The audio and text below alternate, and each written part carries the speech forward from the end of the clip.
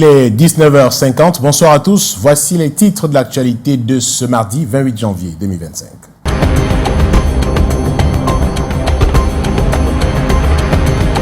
À la une ce soir, le rapport tant attendu de la commission mixte mémorielle franco-camerounaise présenté au président Paul Biya. Le document de 1000 pages dévoile le rôle et l'engagement de la France contre les mouvements indépendantistes et d'opposition du Cameroun entre 1945 et 1971. Le rapport suscite déjà quelques réactions et critiques. La coprésidente de la commission, Karine Ramondi, est l'invitée du 19h50. Nous évoquerons avec elle le contenu du rapport et la démarche qui a conduit à sa production. Dans l'actualité également ce soir, ce drame terrifiant qui s'est abattu sur la ville de Yaoundé. L'éclatement brutal hier soir d'un tuyau de conduite d'eau sous la chaussée au quartier Ngousso a provoqué un déluge dévastateur. L'eau a englouti les quartiers voisins, causant des destructions considérables et malheureusement la perte de 2 vies humaines. La route principale reste désormais coupée, laissant la circulation complètement paralysée. À la une également, ce mardi, la récente sortie des chefs traditionnels affirmant leur soutien à Paul Biya pour l'élection de 2025 suscite de vives interrogations au sein de l'opinion publique. Quel rôle doit jouer la chefferie traditionnelle dans une démocratie moderne alors que cette prise de position soulève des débats sur l'équilibre entre tradition et politique? La question de l'influence des autorités traditionnelles sur le processus électoral devient plus que jamais d'actualité. Et puis à l'étranger, République démocratique du Congo, après une nuit relativement calme, Goma s'est réveillé ce mardi avec des fortes détonations et des échanges de tirs, notamment dans l'est de la ville. Les habitants de la capitale de la province du Nord Kivu, vivant dans l'angoisse et l'incertitude, ont gagné des camps de déplacés de l'autre côté de la frontière. Voilà pour le sommaire.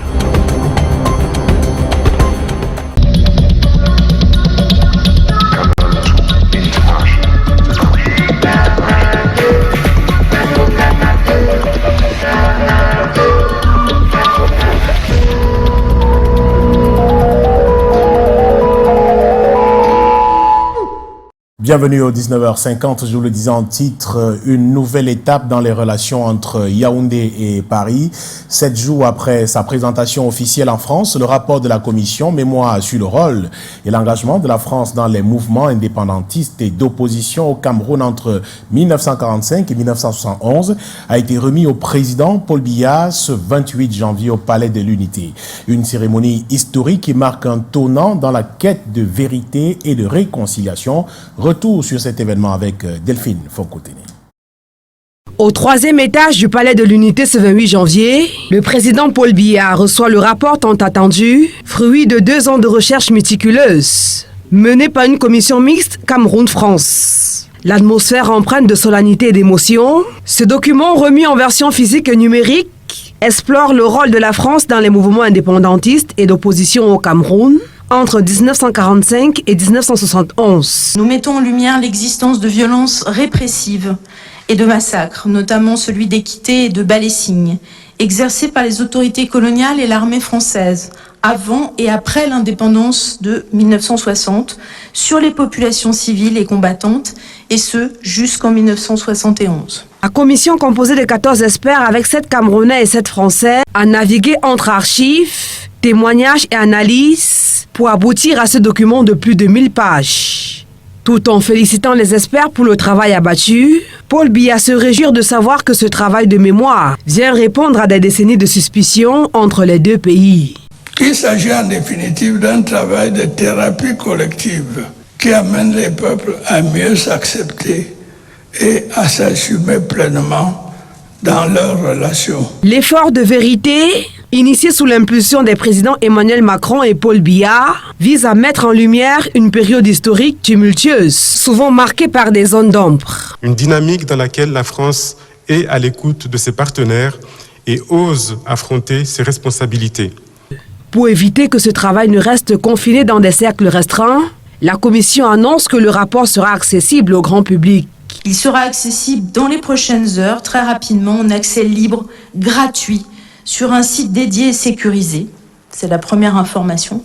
Et ensuite, édité aux éditions Hermann à compter du 30 janvier. Ce travail scientifique sera ensuite vulgarisé afin de faciliter une meilleure compréhension et une connaissance approfondie de cette partie du Cameroun couvrant la période 1945 à 1971. Il est de notre devoir de capitaliser les résultats de ces énergies fécondes en développement des processus de mise en œuvre des conclusions de ces travaux à travers, par exemple, l'élévation des lieux de mémoire et l'adoption de nouveaux programmes d'enseignement, ainsi que la création d'un comité de suivi en vue d'une meilleure appropriation. Au-delà du symbolisme, ce document marque un tournant majeur dans les relations franco-camerounaises. Il devient un témoignage vivant des efforts des deux nations pour faire la lumière sur leur histoire commune.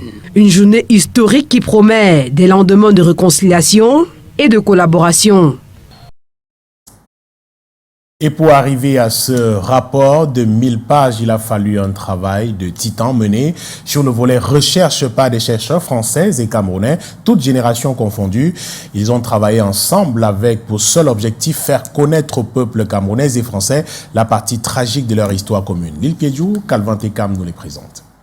Plus de 1100 cartons d'archives dépouillés, plus de 2000 documents déclassifiés et des centaines d'entretiens menés par l'équipe de Blikbassi, entre autres, pour un rapport de 1000 pages sur le rôle et l'engagement de la France au Cameroun dans la lutte contre les mouvements indépendantistes et d'opposition entre 1945 et 1971. Pour ce volet recherche, des chercheurs camerounais et français de différentes générations ont été sollicités avec un intervalle d'âge entre 28 et 71 ans. Pour le Cameroun, ils viennent des universités de Tchang, Yaoundé 1, Douala. Les chercheurs impliqués incluent Alvin Assembendi, Cyril Kenfak, Jean Koufak, Laure Nadège Ngolen, Patrick Ngouné Magno, Numbisi Chouake, Willy Brod Zengwa. Du côté français, on compte Lancelot Arcel, Marine Bello, Françoise Blum, Anthony Guyon, Vincent Iribaren, Fabienne Sacristy, pour ne citer que cela. Il ne reste plus qu'aux enseignants universitaires et chercheurs de l'enrichir davantage et de le vulgariser afin que chacun puisse assumer cette histoire pour un avenir meilleur. Et on le disait en titre, certains experts ont déjà un regard critique non seulement sur le contenu, mais aussi sur la démarche utilisée pour la collecte de ce document. À l'instar du philosophe et panafricaniste Yam Timba, selon lui, cette commission mixte aurait pu être organisée autrement, dans ce sens qu'impliquer la France dans la collecte des informations sur ses propres atrocités est injuste. Je vous propose de l'écouter dans cet extrait sélectionné par Alain Ghislain Kanga. C'est un mécanisme du néocolonialisme qui consiste donc en fait à maîtriser le récit historique pour que nous ne puissions pas articuler les demandes de réparation dans ce récit et à ce récit.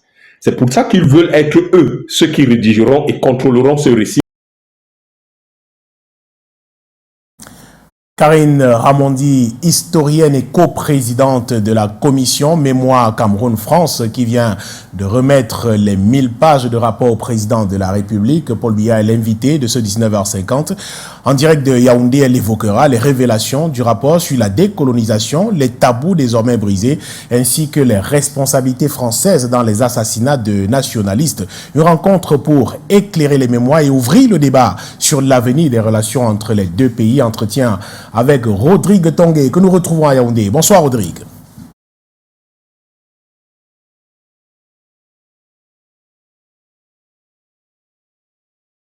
Bonsoir Karine Ramondi, bonsoir. Bonsoir, good evening. Alors, est-ce qu'il y a eu génocide français au Cameroun? Est-ce qu'il y a eu déportation de Camerounais par la France durant la période de décolonisation? Alors écoutez, je vois qu'on attaque tout de suite sur les sujets les plus polémiques. Ce qui est important de comprendre, c'est que ce rapport n'avait pas vocation à qualifier le génocide, puisque les historiens ne sont pas habilités à le faire, mais à donner des éléments, des faits qui pouvaient permettre d'avancer justement sur la question de l'histoire et véritablement de comprendre en quoi est-ce qu'il y avait eu des violences extrêmes qui avaient pu s'exprimer à des moments donnés, clés, dans des espaces clés.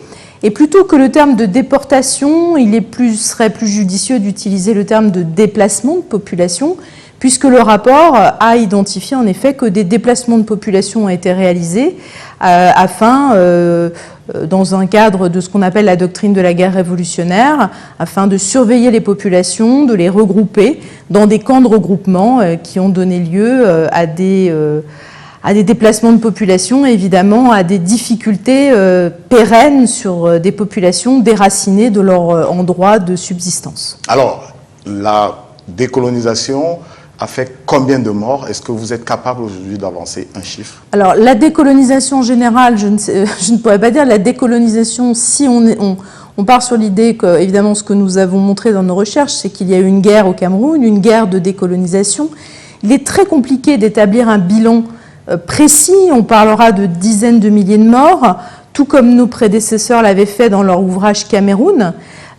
Pourquoi est-ce que c'est difficile? Parce que si on s'en tient au bilan chiffré classique, on serait à 7500 combattants tués, ce qui paraît complètement ridicule et un minimum qui n'est pas décent, sans compter toutes les populations civiles qui ont été touchées lors de ce conflit, les populations qui ont été déplacées, déracinées, comme on l'a évoqué, des fuyards abattus, enfin, c'est sans compter tout un tas de populations qui est très difficile à identifier et à chiffrer dans un contexte de bilan que les journalistes souhaitent toujours voir chiffré de façon très précise. Alors si je disais 100 000, ce serait hasardeux? Non, quand je parle de dizaines de milliers de morts, on est dans les chiffres que vous évoquez. Alors, est-ce qu'après une lecture profonde et précise du rapport, on aura l'impression, le Camerounais lambda aura l'impression que des tabous ont été brisés? Si oui, lesquels? Écoutez, je pense que pour ceux qui ont suivi la cérémonie en direct du Palais des Tout-Dits, je pense que déjà ce qui a été prononcé devant le président Biya est une avancée sans commune mesure, me semble-t-il, avec l'évocation notamment de morts et d'assassinats ciblés. Il y a une vraie attente dans ce pays de reconnaissance de certains actes qui ont été perpétrés par l'armée coloniale française. Je ne vais pas les citer ici tous, mais évidemment une très forte attente sur Ruben Oumniobé, notamment sur Félix Moumié, mais on en a cité d'autres, comme Jérémy Ndéléné, Paul Momo, Isaac Panjok, Niobé. Donc voilà, on a évoqué des choses qui ont été dites, posées. Je pense que le Camerounais lambda peut-être mettra du temps à digérer ce rapport qui fait plus de 1000 pages, mais je rappelle qu'il a de toute façon vocation à être démocratisé, vulgarisé par tout un tas de supports, notamment par le biais des propositions artistiques qui ont été, qui sont proposées par Blik Bassi et son équipe. Alors la France a tué Oumniobé. Vous savez, la France, qu'est-ce que c'est la France? Quand on dit la France, on veut dire que oui, les troupes coloniales françaises présentes au Cameroun ont assassiné Niobé. Alors, vous avez évoqué également la suite. La suite, c'était avec la prise en charge ou la prise en main par les politiques, par les États. Vous pensez à quoi notamment? Écoutez, moi, c'est ce que j'ai évoqué devant les deux présidents. Les suites politiques ne nous appartiennent pas. Nous sommes des historiens, une fois de plus. On n'est pas des juristes, on n'est pas des politistes, enfin des hommes politiques, pardon. Donc, en fait, on a vraiment vocation à faire des propositions, ce que nous avons fait, des recommandations pour les deux présidents en termes de reconnaissance, justement, de ce que je viens d'évoquer partiellement, parce qu'on en a fait plein d'autres au président de la République française, des recommandations au président Paul Biya, qui vont s'emparer de cette matière, mais aussi en termes de gestion des archives, échanges universitaires, entrée dans les programmes scolaires, réel enseignement de ces questions dans les programmes en France, personne ne sait qu'il y a eu une guerre au Cameroun. Je veux dire, la plupart, certains pourront vous dire oui, tout le monde sait qu'il y a une guerre au Cameroun. C'est interroger n'importe quel Français et la plupart vous répondront qu'ils ne savaient même pas qu'on a agi de cette façon au Cameroun. Donc on a un vrai différentiel mémoriel et de connaissances entre la France et le Cameroun. C'est justement de ces spécificités qu'on a essayé de tenir compte en expliquant véritablement et en faisant des recommandations pratiques, symboliques, mémorielles, très fortes. Alors, le président camerounais vous a félicité, le président camerounais Paul Biya vous a félicité et félicité les membres. Quel est le plus beau souvenir que vous gardez de cette aventure? Écoutez, moi, la vraie fierté que j'ai, alors je suis seule sur ce plateau ce soir, j'aurais aimé avoir toute mon équipe parce que j'ai toujours valorisé le collectif. Je pense que la plus grande fierté que j'ai, c'est qu'on ait créé cet esprit d'équipe. J'entends dire que ce travail a été fait par les Français, mais vous, les chercheurs camerounais, est-ce que vous avez vraiment participé à ce travail ? Enfin, c'est faire un jour à nos collègues. Évidemment qu'ils ont participé à ce travail. Ils sont particulièrement, comme nous tous, impliqués dans ce projet. Et ma grande fierté, c'est d'avoir, au-delà de cette équipe, créé un véritable esprit de convivialité qui nous a permis aussi d'aller au-delà des discussions uniquement professionnelles. Alors, il vous a manqué aujourd'hui, certainement, Bling Bassi, votre coprésident? Bah écoutez, oui. Karine Ramondi, merci d'avoir répondu à nos questions. Merci à vous. Bonne soirée. Rodrigue, merci à Karine Ramondi. On poursuit le journal ici à Douala et avec cet autre fait d'actualité, 2 morts et d'importants dégâts matériels. C'est le bilan provisoire de l'éclatement de tuyaux survenu hier soir au quartier Ngousso à Yaoundé. La circulation reste paralysée sur cet axe principal, tandis que les équipes techniques de la Camwater sont mobilisées pour un retour rapide à la normale. Le point de la situation avec Daniel Anissé-Mboudier et Michel Foucault. Au lendemain de l'éclatement de ce tuyau sous la chaussée, au lieu du Fabrique Ngousso à Yaoundé, la partie basse du quartier n'est qu'un vaste champ de ruines.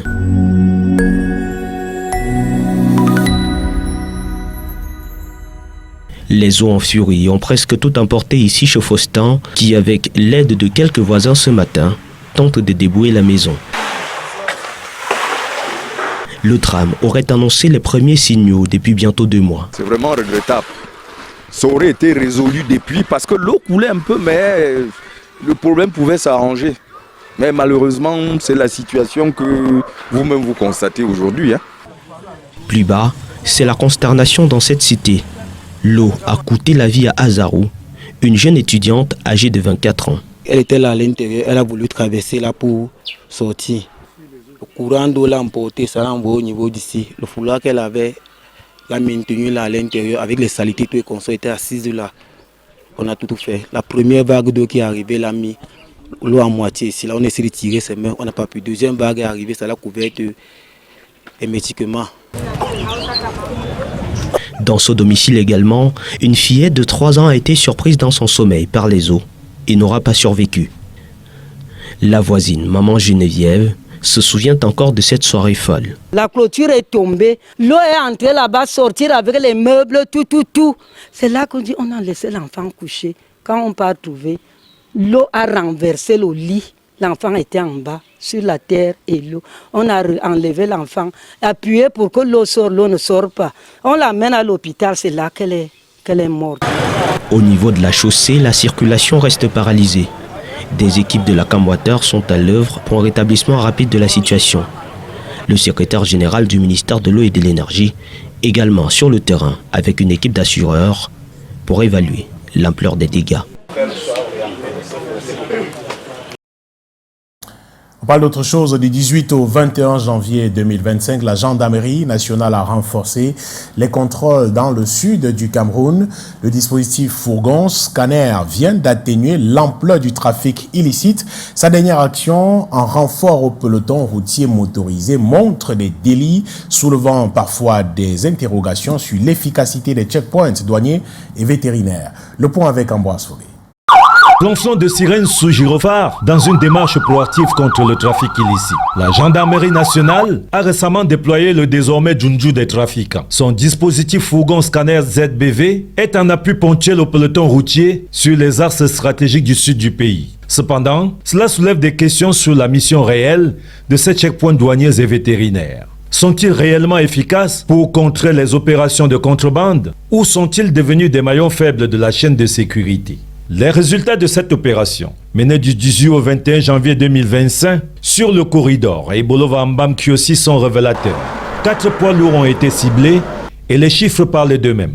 Téné, le premier camion transportait 52 888 palets de boissons, dont seulement 480 étaient déclarés. Cela représente un taux alarmant de seulement 11,19% de déclarations à la douane. Le second camion contenait 4889 palettes de bière avec seulement 280 déclarés, soit 5,72%. Un troisième chargement de lait, Mélé, affichait un taux de déclaration dérisoire. Sur 1612 sacs, seuls 1000 étaient déclarés. Enfin, un quatrième camion transportant du lait Best Choice ne déclarait que 4% de ses 1031 sacs. Et des 2220 cartons de sardines, 0% de déclaration douanière. Ces résultats soulèvent une question cruciale. Que se passe-t-il réellement au checkpoint? Si ces cargaisons aussi massives parviennent à passer sans être correctement contrôlées, quelle garantie avons-nous quant aux rentrées douanières réelles et à la sécurité alimentaire et sanitaire des populations? Reparlons ce soir de cet appel du Conseil des chefs traditionnels du Cameroun à voter Paul Biya à la prochaine élection présidentielle. La réunion statutaire de ces monarques du 27 janvier dernier, donc hier, à Yaoundé, a accouché d'une déclaration qui semble diviser l'opinion. À Bafoussam, par exemple, à l'ouest du pays, chacun y va de son appréciation et interprétation. Le reportage de Michel Solution Fonkois. La déclaration des chefs issue de la rencontre de Yaoundé ne fait pas l'unanimité à Bafoussam. Certains mettent en avant le fait que les monarques doivent exceller comme apôtres de la paix et de l'unité sans prendre position. C'est dommage parce que ce soit les chefs qui se rassemblent pour enfoncer encore plus le Cameroun, parce qu'en réalité les chefs devraient être les défenseurs des droits et coutumes de toute la nation. Le contenu du message est même décrié et remis en cause. Quand j'ai faim pour moi. Quand je n'ai pas de route, je n'ai pas de route. Le chef ne me donne pas la route, il ne me donne pas l'hôpital, il ne me donne pas à manger. Donc s'il se met aujourd'hui à dire qu'il donne, n'est-ce pas, des soutiens à Paul Biya parce que, au nom de leur population, c'est qu'ils se trompent. En face, on clame que les chefs ont respecté les convenances de leur mission d'acteurs du pouvoir politique. Les chefs de village n'ont plus les moyens qu'ils avaient auparavant. Ils n'ont plus les terres à distribuer. Ils ont des enfants à faire nommer dans l'administration centrale. Qui doit les nommer? C'est Paul Biya. C'est par conséquent revêtus de leurs attributs de citoyens et d'encadreurs qu'ils prennent la parole. Ça ne me surprend pas parce que les évêques ayant donné leur position, les chefs traditionnels qui sont les auxiliaires de l'administration ne peuvent pas suivre leur pas. Déjà engagés comme conseillers régionaux, sénateurs, députés et autres, les chefs poursuivent le ton de l'engagement citoyen en guide avisé. Les chefs, au-delà d'être dépositaires des traditions, sont les détenteurs des territoires. Et comme tel, le territoire peut être bien administré que s'il y a la paix. Les chefs traditionnels sont soucieux de la paix et de la stabilité. Et vous savez, le chef de l'État incarne la paix et la stabilité. Cette sortie des chefs qui rappelle bien d'autres poses en dessous, le poids des propos et la crédibilité qui en est attendue. Des chefs traditionnels, ministres, sénateurs, députés, maires et autres acteurs politiques de premier rang, on en compte de plus en plus au Cameroun. Une entrée en politique qui visiblement ouvre la voie à l'instabilité dans la communauté puisque la population ne partage pas toujours la même idéologie avec le monarque très souvent obligé de mettre en berne son impartialité du fait de son appartenance à un parti politique. Junior Ossin, David Sandieu et Emmanuel Tibui nous en disent plus. Les chefs traditionnels dans leur ensemble demandent à son Excellence Paul Biya de poser sa candidature sans crainte. Les chefs traditionnels sont de tout cœur avec lui. Des appels à candidature venant des monarques créent la confusion, ouvrent la porte à la division et apportent la preuve que les chefferies sont de plus en plus inféodées. On peut comprendre qu'avec la République, ils cherchent un moyen de cohabitation ou alors la République cherche à les instrumentaliser pour mieux s'implanter et se stabiliser et surtout s'imposer définitivement à la population ou dans le cadre de la gestion de ces conflits avec d'autres groupes d'intérêts. Si la chefferie traditionnelle se trouve dans la République, le respect et le soutien à celui qui l'incarne est une évidence. Dans tout ce qu'on peut dire, la tradition, les hommes là font un seul patron, c'est le chef de l'État, Sa Majesté, Excellence, Monsieur le Président de la République, Paul Biya. Si vous voulez dire aller au-dessus de là, c'est que vous vous moquez de la gueule des gens. Quel message transmettre lorsque Sa Majesté a déjà fait son choix? Partisan ou neutre, c'est comme être entre le marteau et l'enclume. Ils ont intérêt à préserver la liberté de choix de leur peuple. Mais comment préserver cette liberté de choix si elle entre en contradiction avec leur position en tant que monarque? À Yaoundé, à l'issue de la session du bureau exécutif du Conseil national des chefs traditionnels du Cameroun, dans la déclaration de clôture, ces chefs traditionnels apportent le soutien à Paul Biya. La 14e édition de la soirée des partenaires de la Direction générale des douanes s'est tenue ce 24 janvier à Douala, un moment de célébration du partenariat entre la Direction générale des douanes et ses nombreux soutiens actifs dans la réalisation de ses objectifs. Présidé par le ministre des Finances, l'événement a réuni du beau monde à la salle des banquets de l'hôtel La Falaise de Douala. Compte rendu, Titi Freeman et Stéphane Minac. Autorité administrative, personnel de l'administration douanière et partenaires de l'institution réunis ce 24 janvier pour la soirée des partenaires. Un moment de couronnement de ceux qui sont le plus investis au cours de l'année 2024 dans l'accomplissement des missions et des obligations dévolues à l'administration des douanes. Rendue à sa 14e édition, la soirée de récompense de l'accompagnement et des performances des acteurs du partenariat dans l'entreprise en 2024 a primé 31 lauréats répartis en 9 catégories. Cette soirée est à point nommé parce qu'elle permet aux commissionnaires en douane qui ont été primés d'entraîner également les autres vers la voie de l'excellence. C'est une soirée éducative, c'est une soirée instructive, c'est une soirée qui galvanise, n'est-ce pas, les opérateurs économiques. Et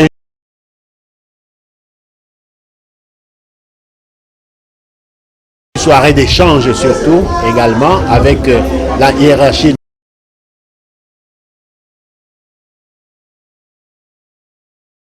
douanière qui est représenté ici par le ministre des Finances. L'événement a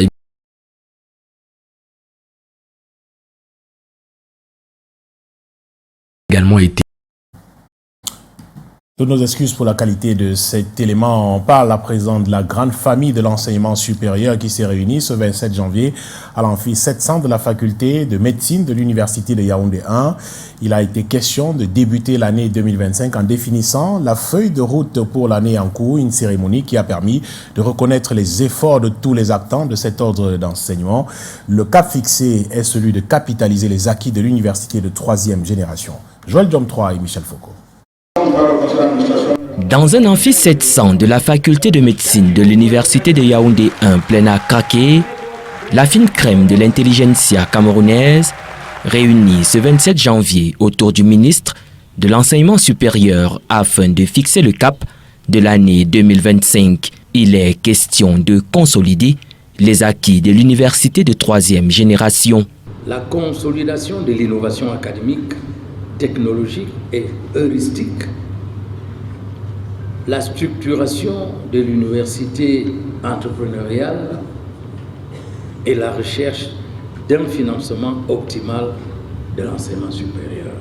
Le moment est propice pour effectuer le bilan de l'année 2024, marqué par de nombreuses avancées, notamment la retraite à 69 ans, l'assurance maladie et la prime de l'excellence académique, entre autres, mais aussi reconnaître les efforts de ces hommes et femmes qui œuvrent au quotidien à la formation des jeunes Camerounais dans leur dimension physique, morale et spirituelle.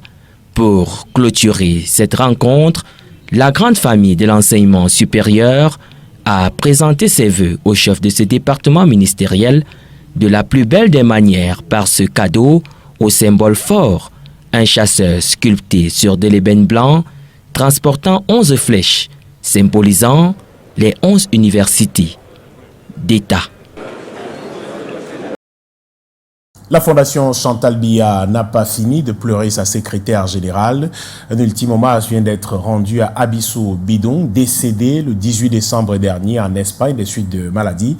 C'est au cours d'une célébration écuménique présidée par le secrétaire général adjoint de la Fondation, Jean-Stéphane Biacha. Le reportage de Daniel Anissé-Moudier et Serge Alanzibou. Plus d'un mois après le rappel à Dieu de Abissou Bidong, les larmes des enfants et personnels de la Fondation Chantal Biya n'ont pas séché. L'image de leur défunte secrétaire générale reste encore bien présente dans les mémoires. Madame Bidong va continuer à nous habiter Nous allons continuer à penser à elle. Et chez nous en Afrique, les morts ne sont pas morts. Ce 28 janvier 2025, l'ultime hommage à celle qui, pendant près de 20 ans, a coordonné avec dévotion les activités de la Fondation, sous l'impulsion de sa présidente fondatrice, la première dame Chantal Biya. En présence des membres de la famille, du personnel et d'invités spéciaux, un service interreligieux met en scène l'église catholique romaine, l'église presbytérienne du Cameroun et l'islam. En la mémoire de la défunte, les témoignages ne finissent pas. Ce que Mme Bidon Abisso a fait pour cette fondation, c'est difficile de trouver les mots pour le dire, mais c'était l'artisan principal du développement de la fondation Chantal Biya. Pendant 20 ans, nous avons travaillé ensemble dans cette fondation. 20 ans et j'ai pu relever, remarquer une femme dynamique, très engagée, très généreuse et très respectueuse et fidèle à la volonté de son Excellence Madame Chantal Biya, notre présidente fondatrice. C'est le cœur lourd que l'on signe ici le livre de condoléances. L'artiste Chimenda donne ensuite de la voix, comme pour élever plus haut l'âme de l'illustre disparu. En culture, c'était un lundi soir plutôt joyeux pour les fans de Lady Ponce. Ces derniers ont passé un agréable moment avec l'icône du Bikouti à l'aéroport international de Douala. Dès son retour en France, Lady Ponce a reçu un accueil chaleureux de sa fanbase. La chanteuse est de retour pour la promotion de son album intitulé Légende, sorti le 17 janvier dernier. Haroun Nazira et Henri Chinda. Dès son arrivée à Douala, Lady Ponce a pris un bain de foule. Les fans de la chanteuse, armés de leur téléphone portable, ont immortalisé ce moment. Entre discussions, échanges de poignées de main et accolades, les amoureux du Bikouti avaient les étoiles dans les yeux. Ce soir, je suis très content d'avoir rencontré Lady Ponce. Surtout il y a de cela plus d'1 an, on ne l'a pas vu au pays. Quand je la vois ce soir, je suis très content de la rencontrer. J'ai rencontré une sœur, une grande sœur, une maman, Lady Ponce. J'ai été vraiment émue de me filmer avec elle et de dialoguer un peu avec elle pour quelques secondes. Venue de France, la diva du Bikouti a un nouveau bébé, son album Légende.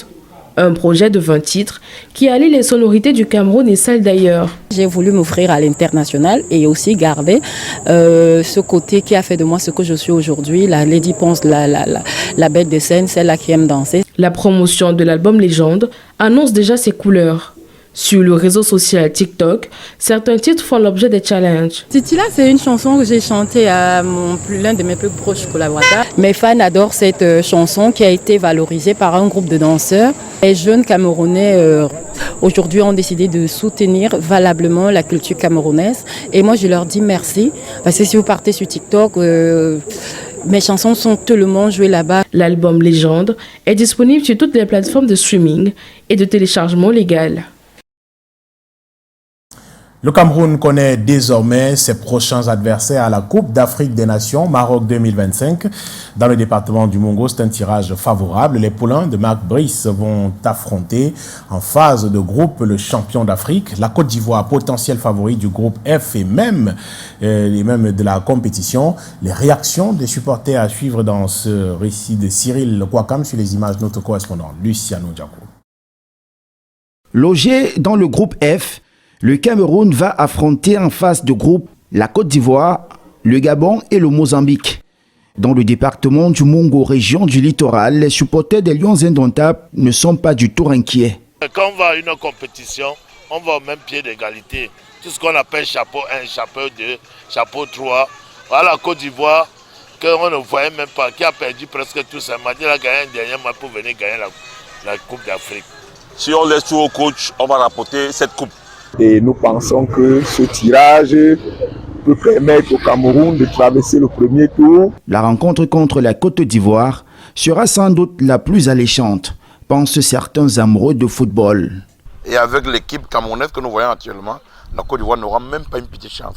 Donc on ne peut que nous supplier qu'on ne lui donne pas 10-0, qu'on lui donne peut-être 5. Nous avons des individualités que la Côte d'Ivoire, on peut dire que elle a même remporté parce que chez eux, il y a la loi du domicile. Cependant, la pique du technicien belge Marc Brice à l'endroit du président de la FECAFOOT après le tirage au sort n'a pas échappé à plus d'un dans le Mongo. n'a pas peur d'Eto. Quand il dit qu'il n'a pas peur de Samuel Eto'o, ça veut dire qu'il y a un problème de concurrence. C'est leur mission ici par rapport à Samuel Eto'o, c'est pas très bien parce que le coach, dans tous les cas, devrait même s'allier à la fédération. S'il fait de perdre un seul match, ces déclarations-là, il va les avaler.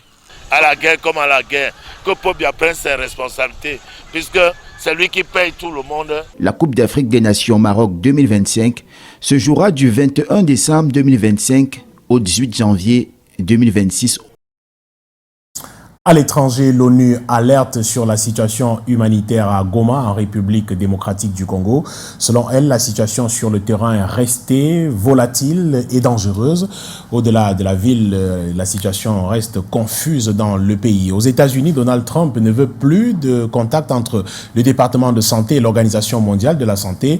Une décision critiquée par des experts. Il pense qu'elle aura un impact sur les recherches à venir. Lil Piedjou et Calvante Campo Escalmonte.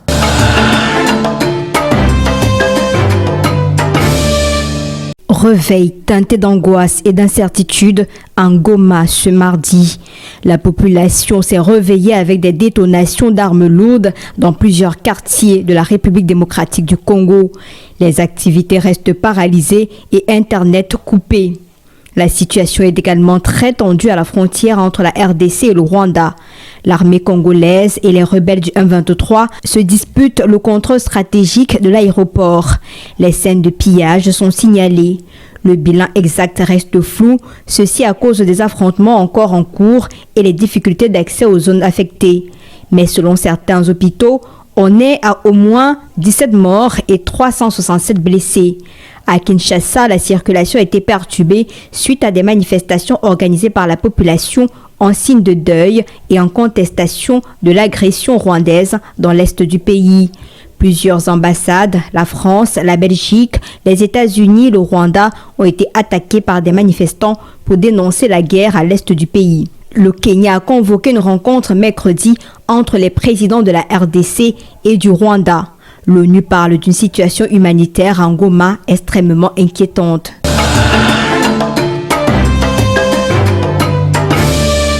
Les responsables américains de la santé publique priaient de cesser de travailler avec l'Organisation mondiale de la santé avec effet immédiat. Cette annonce concerne les centres américains de contrôle et de prévention des maladies. Selon les experts, cet arrêt soudain risque de retarder les travaux d'enquête et de lutte contre les épidémies du virus de Marburg et du Mpox en Afrique. Pendant ce temps, des Colombiens expulsés des États-Unis sont arrivés à Bogota après une crise diplomatique avec Donald Trump. 2 avions militaires affrétés par le gouvernement colombien ont atterri ce mardi avec à bord environ 200 migrants. Sur le réseau social X, le président colombien exige de son homologue américain des conditions dignes comme ne pas ménoter les expulsés. Il rappelle qu'un migrant n'est pas un délinquant, mais un être humain qui veut travailler, évoluer et vivre sa vie.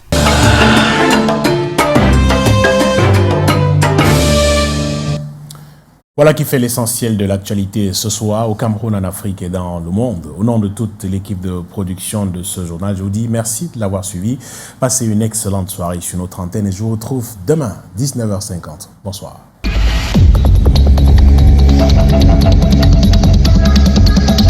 Canal